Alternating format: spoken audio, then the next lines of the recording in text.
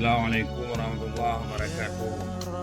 Kamu selaku forum Aswaja Nagan Raya menolak keras akan adanya ataupun akan dipegot acara konser besar yang di Belang Padang, Banda Aceh. Hal perihal tersebut karena melanggar daripada syariat kita Islam.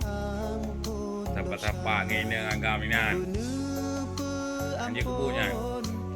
Jadi kita suarakan kembali bersama untuk dadulang adanya khusus kamu di sini forum Nagan Raya Aswaja Nagan Raya menolak keras hal tersebut dan perihal-perihal lain yang melanggar syariat Islam yang di Nagro Aceh Darussalamnya.